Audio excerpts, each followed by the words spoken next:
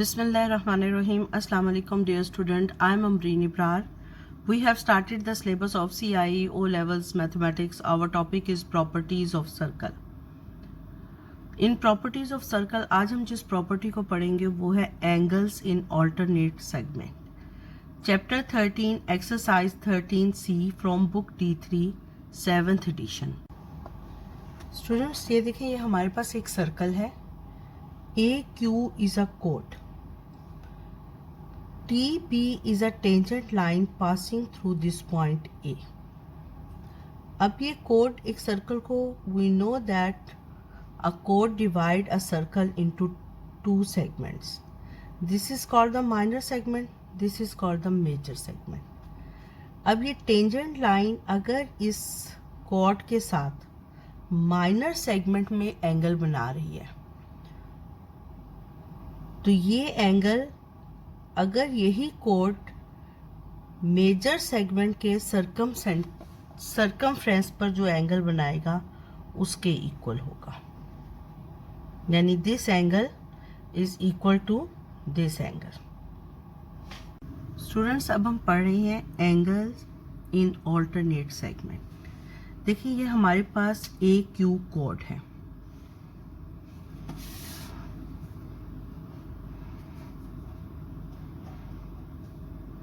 ये कोड इस सर्कल को टू पार्ट्स में डिवाइड करती है. This is called the minor segment, this is called the major segment. अब हम पॉइंट क्यू में से एक टेंजेंट ड्रॉ करते हैं. We draw a tangent passing through a point Q. This is a tangent line. अब ये टेंजेंट लाइन इस कोड के साथ ही ये एंगल बना रही है. किसमें?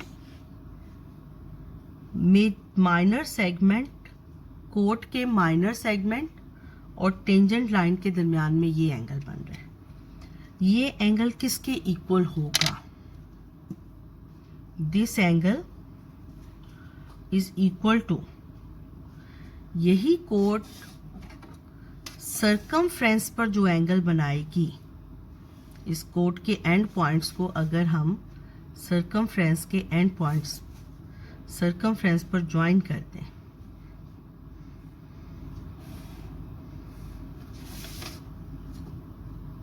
इस एंगल के इक्वल होगा.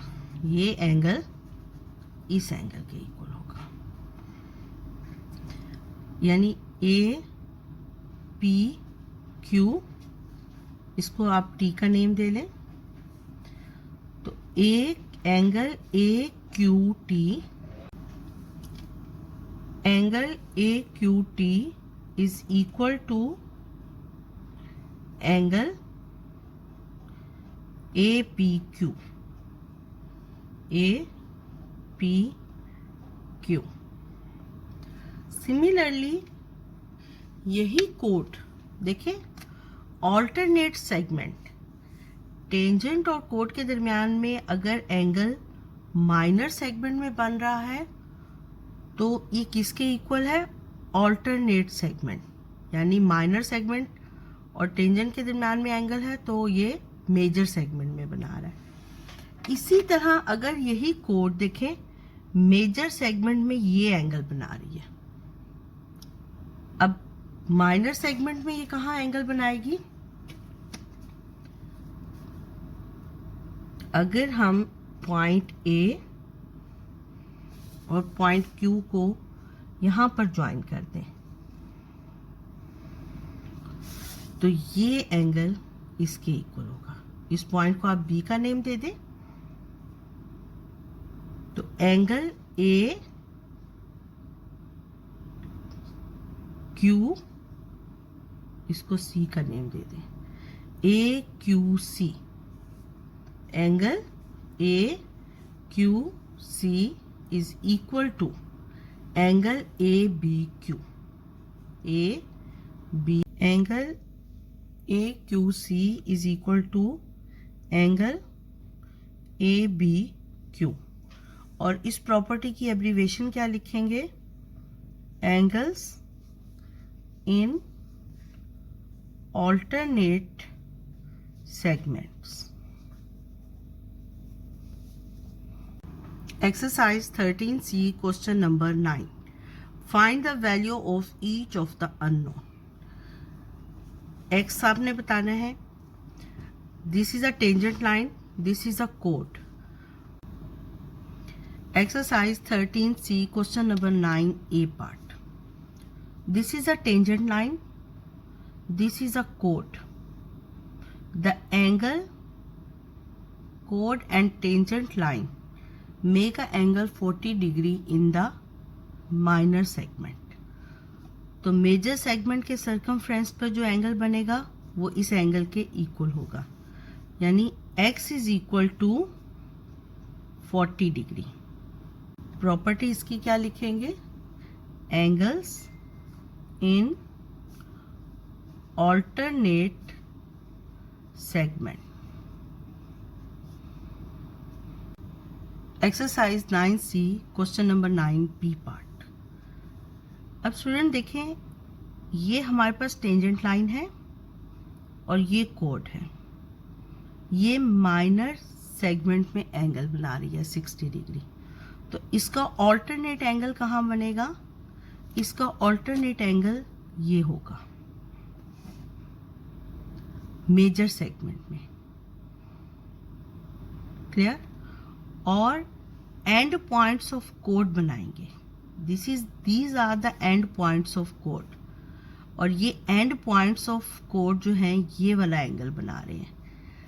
This angle is also in the major segment but this is not equal to 60 degree because ये कोड और अदर लाइन के बिटवीन एंगल है. इसके आर्म्स क्या हैं? इस एंगल के आर्म्स, y के आर्म्स क्या है? कोड और other side of the triangle. लेकिन कोड और टेंजेंट लाइन, ये दो आर्म्स के अलावा ये जो दो आर्म्स हैं, इन दो आर्म्स का जो एंगल होगा वो एंगल इस 60 डिग्री के इक्वल होगा. Clear? This y is equal to this angle. देखें, ये कोड जो है और ये टेंजेंट लाइन, ये इस एंगल के आर्म्स हैं और इस y के ये दो आर्म्स हैं. यानी ये दो आर्म्स से जो एंगल बनेगा वो एंगल इसके इक्वल नहीं होगा. तो this angle is equal to y. Clear? तो y is equal to y is equal to 180 minus 60 minus 70 degree. Y is equal to 180 minus 60, 120, 70, 50 degree. Y is equal to 50 degree. और हम इसके साथ property क्या लिखेंगे? देखिए, y जो है ये किसके इक्वल है? Alternate angles in alternate segment. तो एक प्रॉपर्टी तो हमने ये लिख दी, y को इसीलिए इसके इक्वल किया ना. तो एंगल्स इन ऑल्टरनेट सेगमेंट पूरा लिख लें. और दूसरी हमने क्या प्रॉपर्टी इस्तेमाल किया? Adjacent angle on a straight line. Adjacent angles on a straight line. ये दो प्रॉपर्टीज हमने यूज की. क्लियर? अब इस क्वेश्चन में आप देखें, दिस इज अ कोड and this is a tangent line. Arm of this angle 44 are this. तो ये 44 एंगल कहाँ बनेगा? यहाँ पर. This angle is 44. तो अब ये देखिए, ये ट्राइंगल कंप्लीट हो गई. तो angle sum of triangle,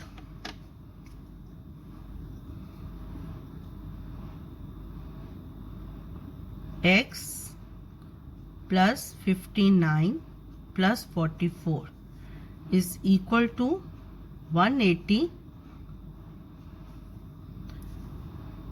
angles sum of triangle. X is equal to 180 minus 59 minus 44. 180, 59